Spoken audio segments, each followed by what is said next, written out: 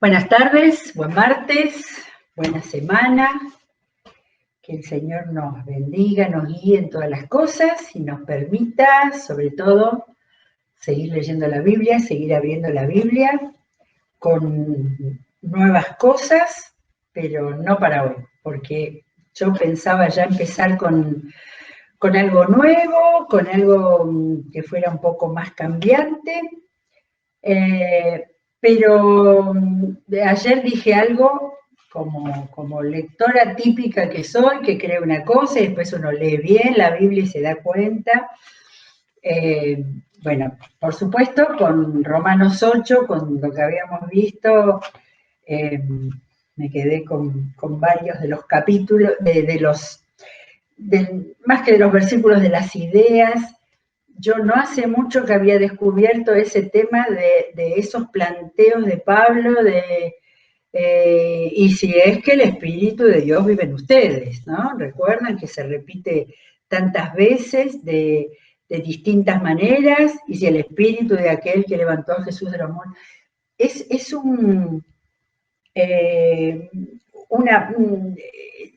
no sé cómo decir, porque no puedo eh, darme cuenta realmente del pensamiento del escritor al escribir de una manera o de otra, ¿no? Pero por lo menos de los versículos 1 al 17 hay como un estilo, hay un planteo del maestro que está con mucha seriedad hablándole a los creyentes de Roma acerca de, bueno, todo lo que vimos ayer, ¿no? Pero esta confrontación para clarificar, porque todo es para clarificar. Esto es lo mejor de Pablo Maestro acá, ¿no? Diciéndoles del enfrentamiento que hay entre el pensamiento, la mentalidad, como dice, pecaminosa, que viene de la vida anterior, antes de Cristo y antes del Espíritu Santo, y la vida nueva, con esa frase que me gustó tanto de fijar la mente, porque ahí esto como si fuera escrito ahora, la idea de que la mente es la que tiene todos los pensamientos, las actitudes, la voluntad, todo ahí está en relación con la mente, y ese planteo, que aunque es en un devenir así complicado para leer, y por eso ayer como que nos costó de que íbamos desenrodando, ¿sí?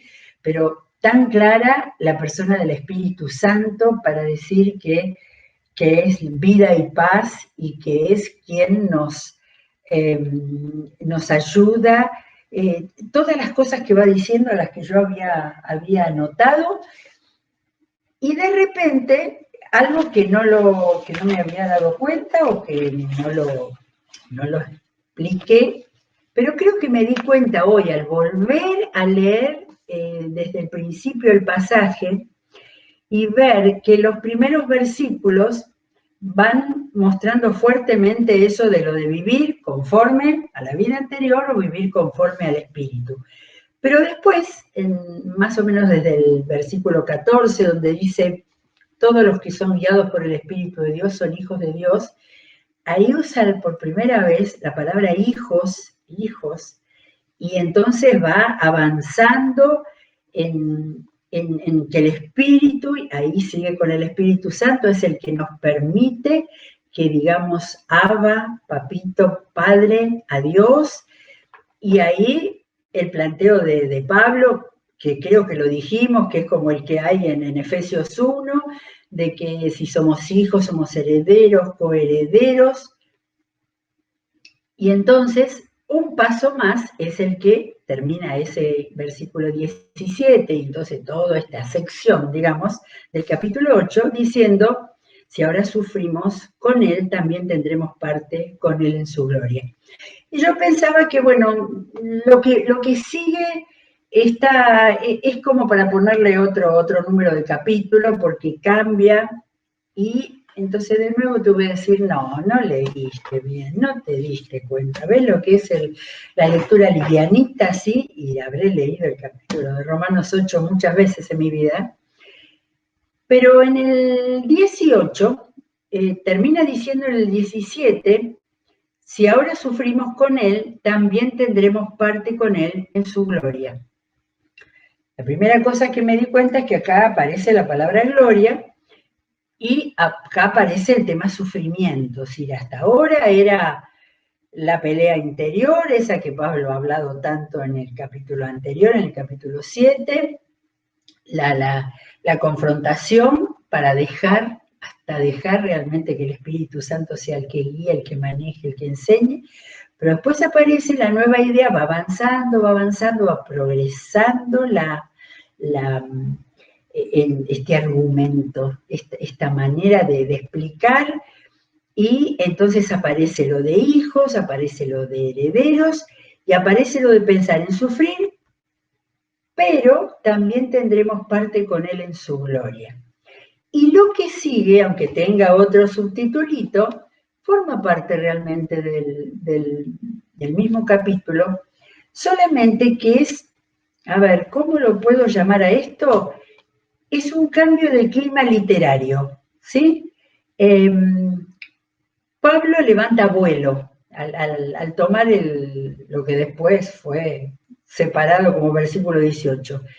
Levanta vuelo en todo ese planteo que está haciendo acá a sus discípulos de Roma, y dice, y vamos a mirar el conector, porque los conectores siempre nos dan la punta de salida, dice, de hecho, entonces, dado esto, algo así sería, acaba de decir que sufrimos, pero también tendremos parte con él en su gloria. Y entonces fíjense cómo sigue el 18, que es lo que no había visto, al leerlo no lo había visto. De hecho, considero que en nada se comparan los sufrimientos actuales con la gloria que habrá de revelarse en nosotros. De manera que está siguiendo perfectamente la misma idea que apenas se esbozó al final del versículo 17, porque venía hablando de otra cosa, pero acá hace eso que yo le puse, de que levanta los ojos, porque al hablar de gloria, levanta los ojos y literariamente levanta vuelo. Y voy a leer entonces, dice, de hecho, considero que en nada se comparan los sufrimientos actuales con la gloria que habrá de revelarse en nosotros. Y si hablando así de la gloria que habrá de revelarse, ahí busqué a ver si estaba la palabra futuro. No dice futuro, pero esa es la gloria del futuro, lo que va a venir después.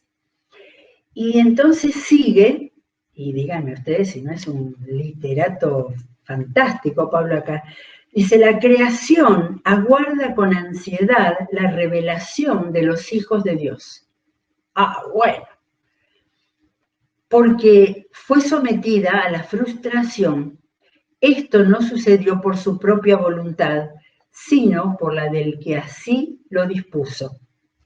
Los estudiosos dicen que esto pareciera una velada referencia a Génesis 3, a lo que pasó en el principio, cuando el hombre, teniendo todo, cayó por la tentación, por la desobediencia a Dios, ¿sí? Así que vuelvo, la creación aguarda con ansiedad la revelación de los hijos de Dios. Que los hijos de Dios se revelen con B corta, ¿no? De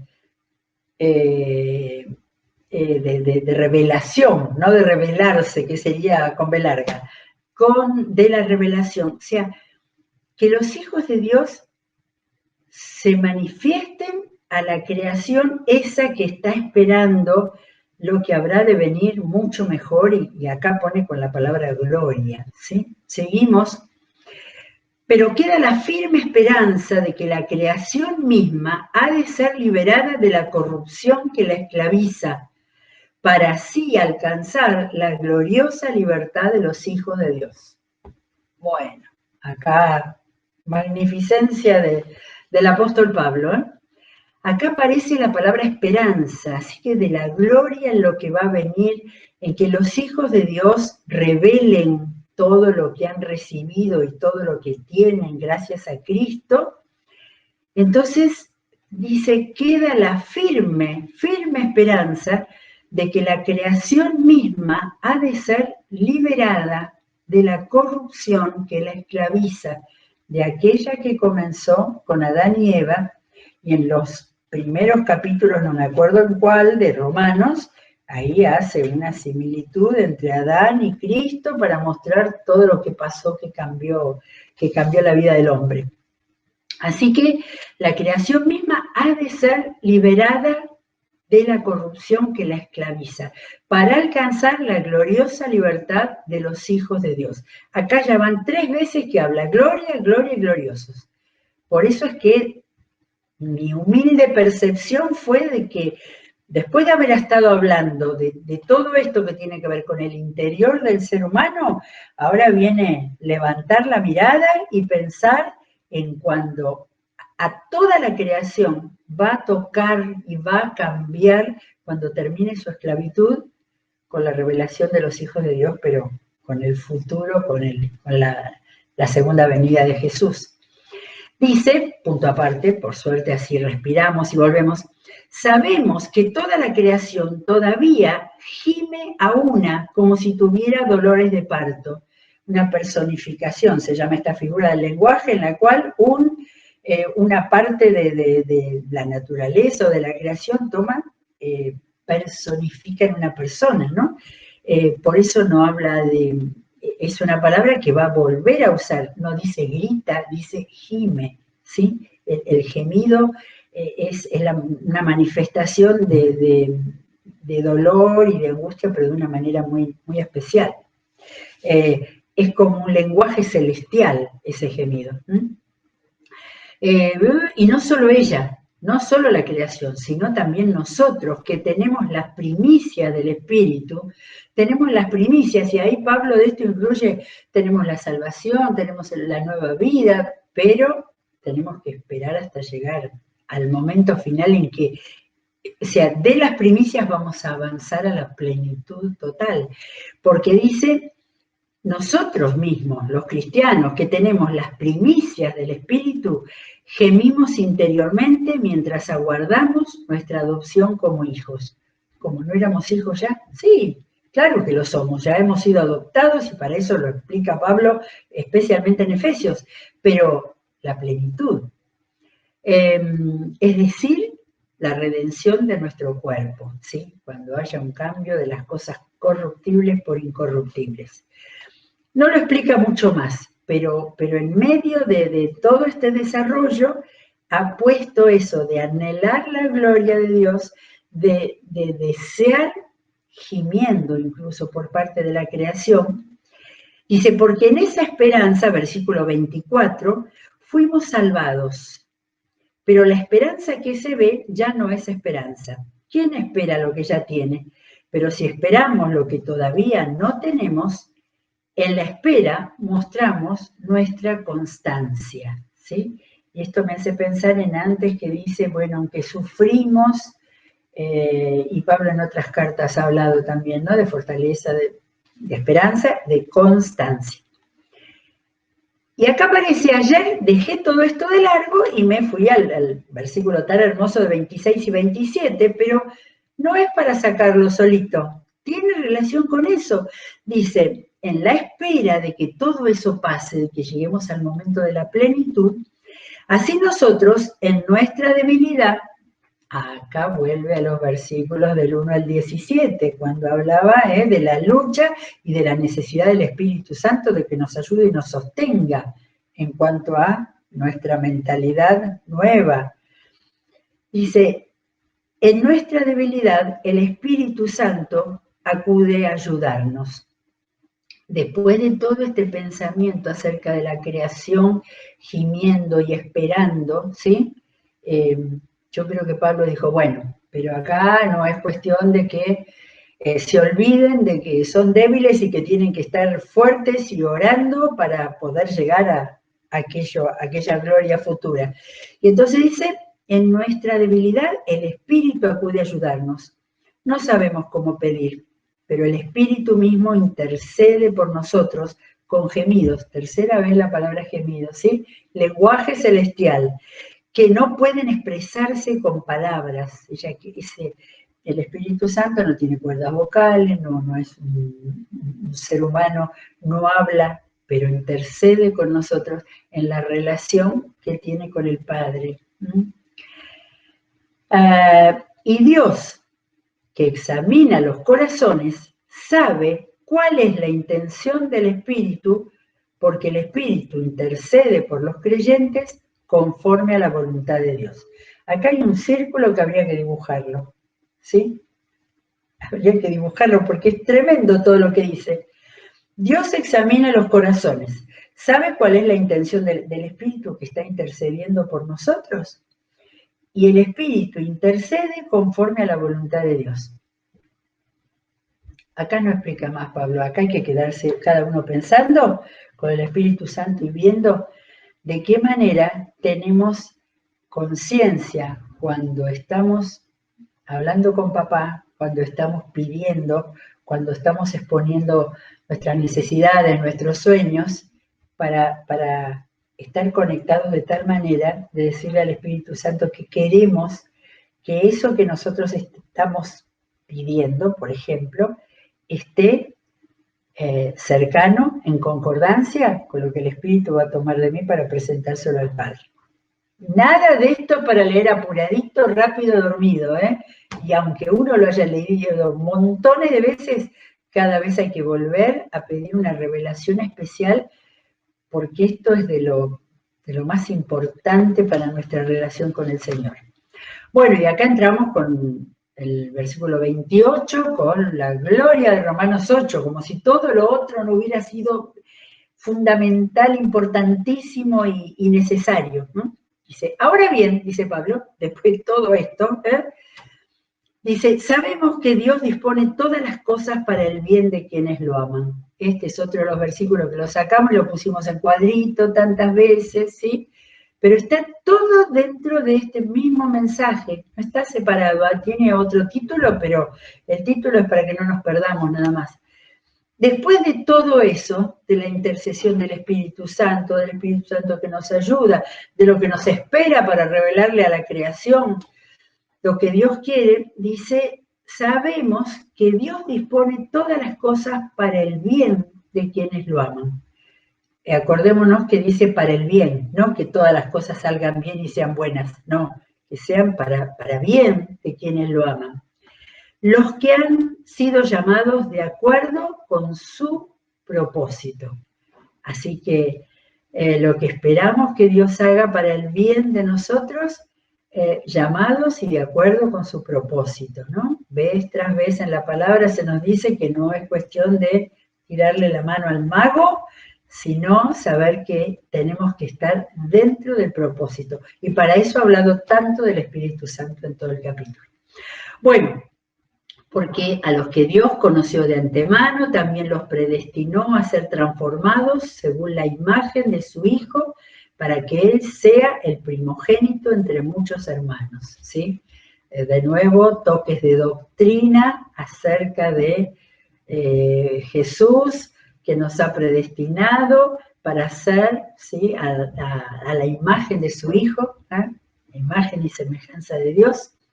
Bueno, y sigue, a los que predestinó también los llamó, y a los que llamó también los justificó, y a los que justificó también los glorificó. Esto lo iba a retomar, a ver, como 10 años después, cuando le escribiera a los Efesios, ¿sí? Y entonces, después de todo eso, que es el recorrido espiritual de un cristiano, adoptado, como decía antes, predestinado, llamado, justificado y glorificado. Vuelve otra vez la gloria y glorificado. Papel que es importante que lo tomemos en cuenta. Y entonces dice, ¿qué diremos frente a esto?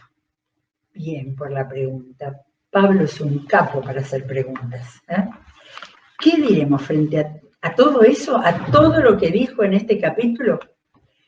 Si Dios está de nuestra parte, ¿quién puede estar en contra nuestra? Acá aparece papá, Dios papá, ¿sí? Hasta ahora tuvimos el Espíritu Santo en la primera parte y tuvimos después la presencia de Dios que dispone todas las cosas, ¿sí? Y ahora dice, si Dios está de nuestra parte, las preguntas. Qué buenas que son esas preguntas, ¿eh? Y esto yo le puse retrato genial de papá a este párrafo, ¿sí? Empieza a preguntar. Él podía haberlo dicho con su calidad de maestro, bueno, Dios se hace esto, Dios hace el otro. No, las preguntas son las que tocan más al lector, las que nos obligan a pensar para contestarnos. ¿Quién puede estar en contra? Si Dios está de nuestra parte, ¿quién puede estar en contra nuestra? El que no escatimó ni a su propio Hijo, sino que lo entregó por todos nosotros, ¿cómo no nos habrá de dar todas las cosas? No dice todas las cosas, dice, me acordé de Reina Valera, decía todas las cosas, creo. ¿Cómo no nos habrá de darnos? Generosamente, junto con Él, todas las cosas, ¿sí? Más amplio está acá. Así que, de nuevo, la respuesta, ¿quién puede estar en contra nuestra? Dios, ¿por qué? Porque no escatimó ni a su propio Hijo, sino que lo entregó por todos nosotros. Entonces, ¿cómo Dios no nos va a darnos generosamente, junto con Cristo, todas las cosas? La unidad, Padre, Hijo y Espíritu Santo, es impresionante en todo el desarrollo de este capítulo. Viene otra pregunta. ¿Quién acusará a los que Dios ha escogido? ¿Quién acusará? Bueno, acá es para pensarlo, ¿no? ¿Quién me acusa? ¿De qué manera me siento de alguna manera afectada por actitudes de otros? Y aparte dice, ¿quién acusará? No dice a ustedes, no dice quién los acusará. ¿Quién acusará a los que Dios ha escogido? Acordate de lo que dije antes, está diciendo, ¿eh? ¿Quién los acusará? Y entonces dice, Dios es el que justifica. Y un capítulo antes había dicho, justificados pues por la fe. Bueno, ¿qué sigue? ¿Quién condenará? Así que ni acusación, ni nadie que esté en contra nuestra, ¿sí? Y ahora viene, ¿quién condenará? Cristo es el que murió, incluso resucitó y está a la derecha de Dios e intercede por nosotros. ¿Saben que este intercede? Hace muy poco tiempo que lo descubrí, porque siempre me había quedado con la intercesión del Espíritu Santo y no me había dado cuenta que dice acá también intercede por nosotros. Bien, y entonces, ¿quién condenará a Jesús que resucitó y está a la derecha de Dios e intercede por nosotros? Creo que la última, ¿quién nos apartará del amor de Cristo? Acá está, yo creo que uno de los principales trabajos del enemigo, ¿no? De tratar por muchas formas. El enemigo es verdad que nos acusa, nos quiere hacer que nos sintamos condenados, pero apartar del amor de Cristo. Y entonces, en vez de contestarlo, Pablo, como Dios lo contestaría, hace preguntas y larga una buena enumeración, eso es otra figura del lenguaje, la enumeración de un montón de elementos, a veces en proceso aumentando o no, en este caso depende cada uno, lo que cada uno pueda sentir que pueda tener. ¿Qué nos apartará del amor de Cristo de estas cosas? La tribulación, la angustia, la persecución, el hambre, la indigencia, el peligro o la violencia. No me acordaba, quizás porque no lo recordaba tanto en esta traducción, que una de las cosas que son las más tremendas en nuestra patria en este momento, que es el hambre y la indigencia, estaban acá, ¿sí? De manera que no me puse a pensar, pero me pongo a pensar ahora. Tribulación o angustia parecieran ser cargas del ánimo, del espíritu, ¿sí? Pero después vienen cosas bien posibles, ¿no? Que Dios nos libre, pero sí, montones de países en nuestro mundo en este momento están persiguiendo a los cristianos, así que son cosas bien reales, la persecución, el hambre, la indigencia, el peligro de cualquier tipo que sea, ¿sí? Peligro como el que pasamos en este momento, de estar con una epidemia, de una pandemia, ¿sí? Que muchísima gente está muy asustada. O la violencia, otro tema que esto está escrito durante el Imperio Romano en el siglo I, y el mundo no ha cambiado. Distintas formas, distintas características, pero seguimos.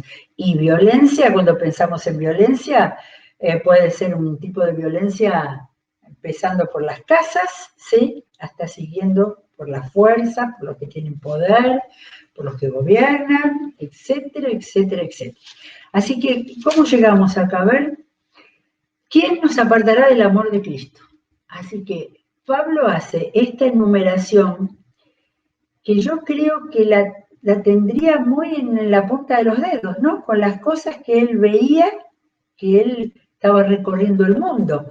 Se cree que escribió la carta a los romanos desde Corinto, la gran ciudad de Grecia, donde había todo tipo de problemas y todo tipo de circunstancias, y de ahí, por supuesto que inspirado por el Espíritu Santo, pero sacó esta lista, son 6, 7 cosas, pero están abarcando un montón de los grandes problemas que hay en este momento en el mundo. Y acá recuerda un texto, dice, así está escrito, por tu causa siempre nos llevan a la muerte, nos tratan como ovejas para el matadero, ¿sí? Yo digo, uy, esto es de Isaías 53, y lo fui a buscar, y no, es del Salmo 44, ¿sí? Pareciera también una expresión mesiánica, ¿no? Pero está hablando desde el lugar de quien siente que es violentado, que es maltratado, como es la situación de tantos en nuestro mundo, ¿sí? Y me viene a la mente todos los que por hambre y por persecuciones se meten en esos barquitos y mueren después en el mar Mediterráneo porque no han podido llegar a tierra ni nadie que quisiera recibirlos. Y después de esto, para el último párrafo, dice, sin embargo, otro de los conectores, en el último párrafo largo, desde el versículo 28, había dicho, ahora bien, después de hablar de el Espíritu intercediendo porque sabemos que somos débiles, ahora bien, y entonces empieza a recordar todo lo que tenemos por la obra de Cristo, por el papá, con el, ¿cómo es que puse? Retrato genial de papá. Esto va para mi Biblia. De ese Padre que nos conoce y que nos va a cuidar de cuando nos condenan, nos acusan, cuando nos quieren apartar del amor de Cristo. Bien, nos falta el último pedacito. Vamos a llegar, creo. Sin embargo, en todo esto somos más que vencedores. Terrible, ¿eh? Terrible. Después de haber dicho que podemos pasar todas esas cosas que son lo peor que le puede pasar a un ser humano y que a lo largo, del siglo I hasta ahora, los cristianos han pasado por todas estas cosas. Y sin embargo, en todo esto somos más que vencedores por medio de aquel que nos amó. Es un broche de oro, es un broche de oro para este capítulo, el pensar bien después de esto, pero no olvidemos que somos vencedores. Y termina, pues estoy convencido de que ni la muerte, ni la vida, ni los ángeles, ni los demonios, ni lo presente, ni lo porvenir, ni los poderes, ni lo alto, ni lo profundo, ni cosa alguna en toda la creación podrá apartarnos del amor que Dios nos ha manifestado en Cristo Jesús, nuestro Señor. Capítulo 8 de Romanos, una joya dentro de la Biblia, donde está la persona del Dios único, del Dios uno y del Dios tres personas, para nosotros, para salvarnos y para con su amor sostenernos y prepararnos porque dice que la creación aguarda la revelación de los hijos de Dios. Así que los hijos de Dios tenemos este sostén, esta seguridad para enfrentar la vida, enfrentar nuestro tiempo, enfrentar la pandemia, lo que tengamos que enfrentar, porque estamos seguros que nada podrá apartarnos del amor que Dios dice nos ha manifestado, ¿no? Y nos sigue manifestando por medio de Jesucristo. Muy bien, podemos cerrar la Biblia por Romanos, mañana vamos a seguir por algún otro lado y estamos juntos como familia, como iglesia, siguiendo toda la programación y nos veremos mañana si Dios quiere.